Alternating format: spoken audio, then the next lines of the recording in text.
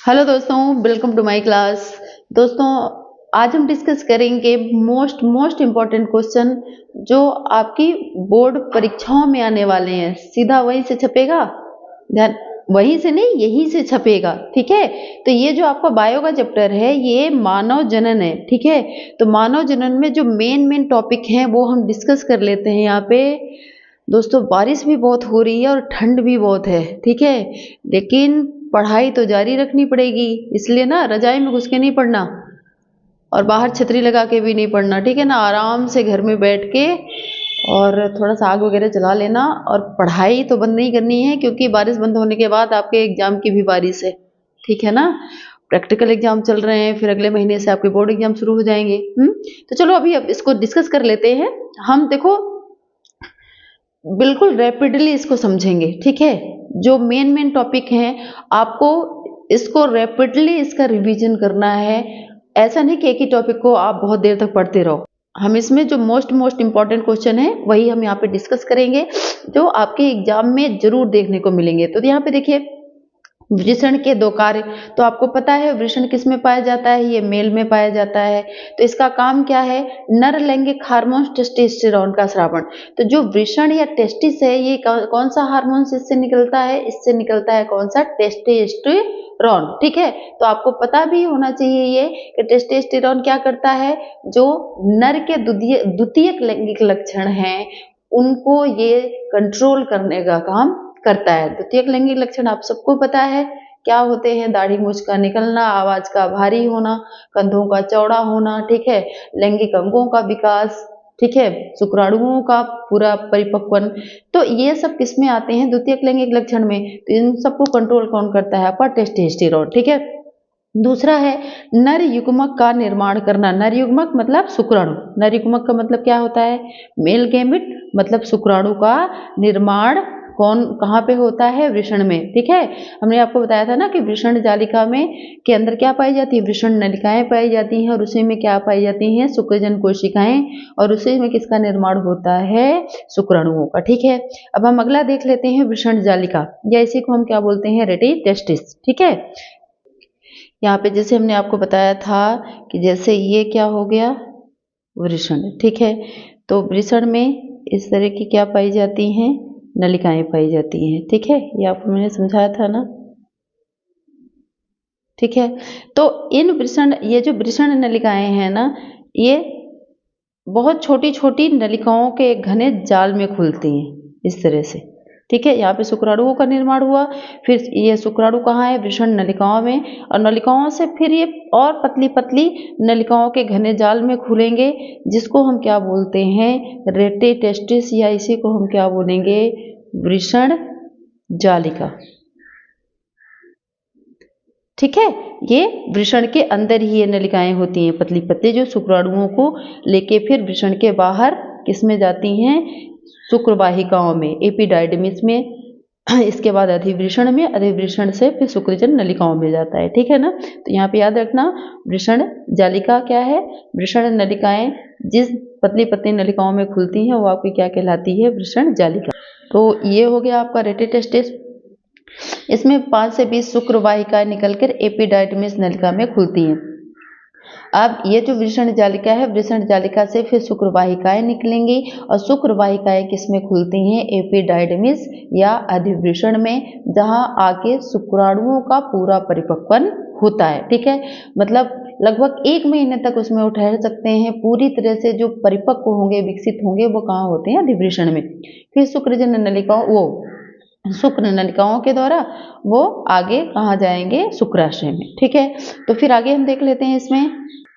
अब ये पूछ रहा है दोस्तों, मेरे बच्चों, मेरे प्यारे प्यारे बच्चों, सरटोली कोशिका पर टिप्पणी लिखिए। अब सरटोली कोशिका आपको पता है कहाँ पाई जाती है, सरटोली कोशिका ये किस में पाई जाती है, वृषण नलिकाओं में। किसको पोषण देती है, शुक्राणुओं को। मतलब ये कहाँ पाई जाती है, वृषण की शुक्र नलिकाओं में उपस्थित अवलंबन कोशिकाओं या सरटोली कोशिकाएं परिवर्धनशील शुक्राणुओं को पोषण प्रदान करती हैं। अभी मैंने बताया था ना कि वृषण की शुक्र नलिकाओं में, जिसमें शुक्राणुओं का निर्माण होता है, उसी में क्या पाई जाती हैं, सरटोली या सपोर्टिंग। सपोर्टिंग मतलब ये जो आपकी सर्टोली कोशिका है ना, शुक्राणुओं का सपोर्ट करती है, उनको विकसित होने में उनकी मदद करती है, उनका डेवलपमेंट करती है, ठीक है।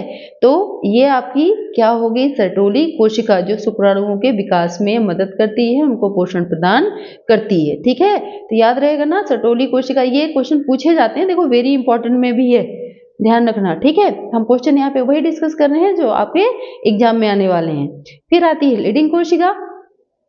लीडिंग कोशिका द्वारा संश्लेषित व स्रावित वृषण हार्मोन्स का नाम लिखिए। तो लीडिंग कोशिका ये भी किस में पाया जाता है, मेल में। तो वृषण की लीडिंग कोशिकाएं टेस्टोस्टेरोन हार्मोन्स का स्रावण करती हैं। ध्यान रखना, यहाँ पे जो आपकी सर्टोली कोशिकाएं हैं ये शुक्राणुओं को पोषण देने का काम करती हैं। यहाँ पे लीडिंग कोशिकाओं का काम क्या है, ये नर के द्वितीयक लैंगिक लक्षणों को कंट्रोल करने वाले हार्मोन्स का स्रावण करता है, जिसको हम क्या बोलते हैं, टेस्टोस्टेरोन, जो नर के सहायक जनन अंगों तथा द्वितीयक लैंगिक लक्षणों के विकास में सहायक होता है। क्लियर है ना ये। फिर ये पूछ रहा है कि स्त्री जनन तंत्र में अंडोत्सर्ग के पश्चात अंडाशय से उत्सर्जित अंडाणु के संग्रह में उत्तरदायी भाग का नाम बताइए, ठीक है। तो यहाँ पे ध्यान रखना कि जब हम वो स्त्री जनन तंत्र या मादा जनन तंत्र पढ़ते हैं तो उसमें आपने जब ये उसका डायग्राम बनाया होगा तो आपने फैलोपियन नलिका बनाई होगी। तो फैलोपियन नलिका का जो लास्ट वाला भाग होता है जिसको हम क्या बोलते हैं, फिम्बरी या तुम्बिका, नहीं फिम्बरी, कीप नुमा भाग फिम्बरी, या उसका अगला पार्ट कैसा होता है, झालर नुमा। जैसे जब हम यहाँ पे से मैं बना के दिखाती हूँ,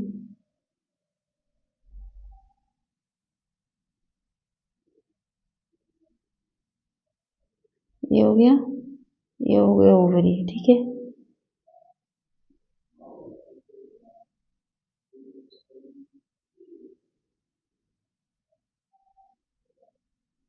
ये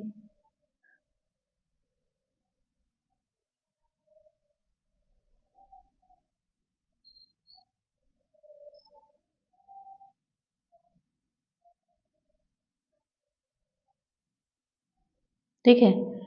तो ये वाला जो भाग है, ये वाला, ठीक है। तो ये वाला जो भाग है ये तो आपका अंडाशय हो गया, ओवरी। अब ये फैलोपियन नलिका है, ठीक है। तो फैलोपियन नलिका का ये जो कीप नुमा झालरदार भाग है, ठीक है, ये यही आपका प्रथम भाग है। जब ये अंडा यहाँ से निकलता है अंडाशय से, तो ये झालरदार फिम्बरी होती है जो अंडे को अपने अंदर लेती है और फिर ये अपने अंदर लेके इसको यहाँ पे मूव करवाती है, कहाँ, फैलोपियन नलिका के आगे वाले भाग में, ठीक है। तो इसको इनफंडिबुलम, ये वाला चौड़ा भाग इनफंडिबुलम, और ये जो झालर वाला भाग है इसको क्या बोला जाता है, फिम्बरी, ठीक है। और यहाँ जहाँ पे ये अंडा निषेचित होता है वो आपका पार्ट क्या कहलाता है, तुम्बिका, या इसी को हम क्या बोलते हैं, एम्पुला, ठीक है। तो ये चीज आप ध्यान रखना। जैसे यहाँ पे लिखा हुआ है ना, अंडवाहिनी या फैलोपियन नलिका का झालर नुमा केपक भाग, जिसको हम क्या बोलते हैं, इनफंडिबुलम, ठीक है।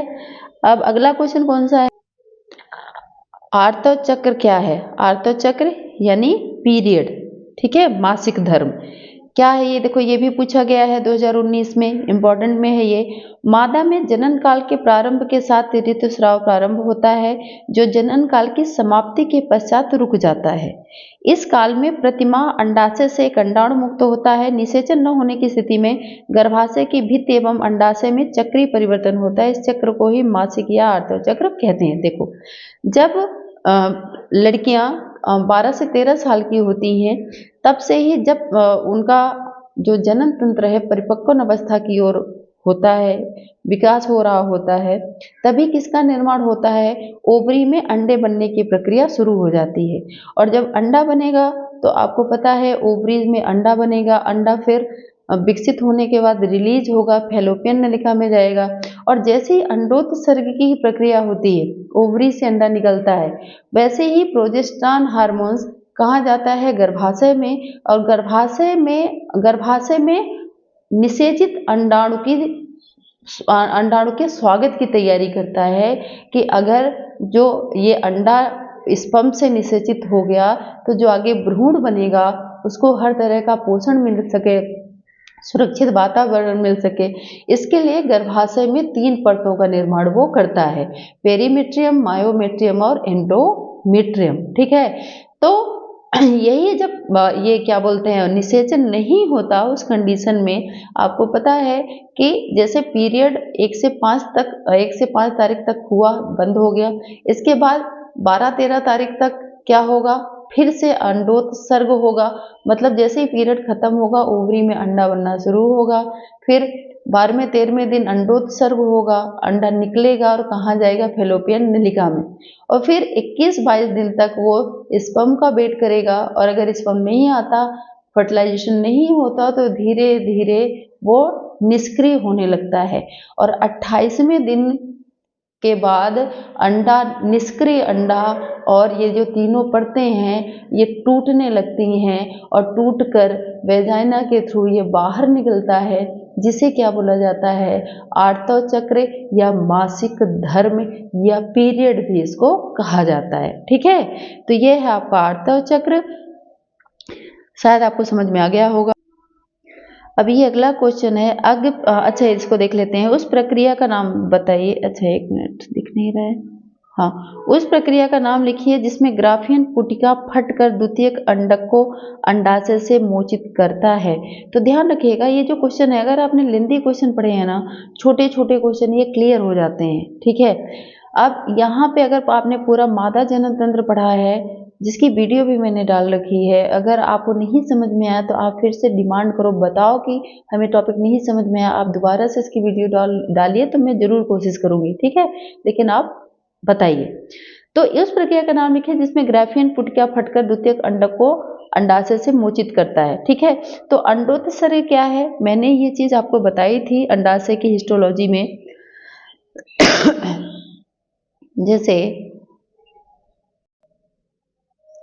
जैसे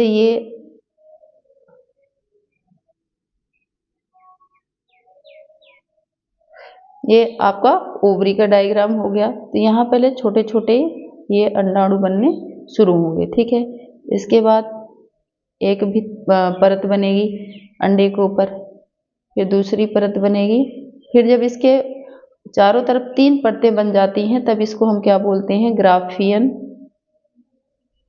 ग्राफियन फॉलिकल। ठीक है, और यही ग्राफियन फॉलिकल जब यहाँ से ये टूटता है तो यहाँ से फिर क्या रिलीज होता है, ये अंडा ये रिलीज होके कहाँ आ जाएगा, बाहर, जब ये ग्राफियन फॉलिकल टूटेगी। और ये टूटी हुई ग्राफियन फॉलिकल ही आपकी क्या कहलाती है, कॉर्पस ल्यूटियम। ठीक है, तो ग्राफियन फॉलिकल से अंडे का बाहर निकलना ही क्या कहलाता है, अंडोत्सर्ग। ठीक है, तो ठीक है, तो यहाँ पे ये चीज आपकी क्लियर हो गई होगी कि क्या है, उस प्रक्रिया का नाम लिखिए जिसमें ग्राफियन पुटिका फटकर द्वितीयक अंडों को अंडाशय से मोचित करता है, तो इसको हम क्या बोलते हैं, अंडोत्सर्ग। मतलब अंडाशय से अंडे का बाहर निकलना, वो आपका क्या कहलाएगा, अंडोत्सर्ग। अब अगला क्वेश्चन है हमारा, अग्रपीयूष ग्रंथि द्वारा स्रावित 2 गोनोडोट्रोपिन हार्मोन्स के नाम लिखिए। गोनेड हार्मोन्स मतलब जो जनद ग्रंथि हैं या जनद अंग हैं, उससे रिलेटेड हार्मोन्स आपके क्या कहलाएंगे, गोनोडोट्रोपिन। तो अग्रपीयूष ग्रंथि हमारे, आपको पता है कि पीयूष ग्रंथि हमारे कहाँ पाई जाती है, खोपड़े में, ब्रेन में। तो अग्रपीयूष ग्रंथि से स्रावित जो हार्मोन्स है वो कौन सा है आपका, LH जिसे ल्यूटिनाइजिंग हार्मोन्स कहते हैं, और दूसरा कौन सा है, FSH जिसको हम क्या बोलते हैं, फॉलिकल स्टिमुलेटिंग हार्मोन्स, जो ओवरी में आकर वहां पे अंडे बनने की प्रक्रिया में मदद करता है। ठीक है, अब हम अगला क्वेश्चन देखते हैं। अगला क्वेश्चन है आपका कि नर जर्म कोशिकाएं किस विभाजन द्वारा शुक्राणुओं का निर्माण करती हैं, या शुक्राणु जनन का क्या मतलब है, या शुक्राणु जनन को परिभाषित करिए। ठीक है, तो सिंपल सा पहले आपको ये बताना है कि शुक्राणु जनन, शुक्राणुओं का शुक्राणु कोशिकाओं द्वारा निर्माण आपका क्या कहलाएगा, शुक्राणु जनन। तो ये होता कैसे है, नर के वृषण की जननिक मतलब जनन कोशिकाएं जननिक उपकला कोशिकाओं में अर्धसूत्री विभाजन द्वारा शुक्राणुओं के निर्माण की क्रिया शुक्र जनन या शुक्राणु जनन कहलाती है। यह प्रक्रिया वृषण की शुक्र जनन नलिकाओं में होती है। ये चीज हमने आपको पहले ही बताई थी बेटा कि शुक्राणुओं का कहाँ, वृषण की शुक्र नलिकाओं में निर्माण, किसके द्वारा, अर्धसूत्री विभाजन के द्वारा। आपका क्या कहलाएगा, शुक्राणु जनन या नर जन्म कोशिकाएं किस विभाजन द्वारा, तो आप क्या बोलोगे, अर्धसूत्री विभाजन द्वारा। ठीक है, अगला क्वेश्चन देखते हैं। फिर है आपका ये क्वेश्चन, मानव के शुक्राणुओं की संरचना का केवल नामक चित्र बने, वो एक मिनट सॉरी, ये तो आपको पता है, शुक्राणु का चित्र आपको आता होगा। शुक्राणु में एक्रोसोम का क्या महत्व है, तो शुक्राणु के शीर्ष भाग में केंद्रक के ऊपर एक टोपी के समान संरचना एक्रोसोम पाई जाती है। मतलब शुक्राणु में टोपी के समान संरचना पाई जाती है, जिसको बोलते हैं एक्रोसोम। इसमें स्रावित हाइलोरियूनिडेज एंजाइम मादा अंडाणु के बाहर उपस्थित द्वितीयक भित्ति को भेदने का कार्य करता है, जिससे शुक्राणु अंडाणु में प्रवेश कर पाता है। तो इसका कार्य आपको याद रखना है। तो ये जैसे टोपी नुमा संरचना हो गई ये वाली, ठीक है। तो ये जो टोपी नुमा संरचना है, इसके का अगला भाग आपका क्या कहलाएगा, एक्रोसोम, ठीक है। और इसी में क्या पाया जाता है, हाइलोरियूनिडेज एंजाइम। और जब ये शुक्राणु अंडाणु के पास जाता है, ठीक है, तो इसके अंदर इस परत को भेदने वाला काम जो करता है वो कौन सा करता है, एक्रोसोम का हाइलोरियूनिडेज एंजाइम। ठीक है, तो आपको ये क्लियर हो गया।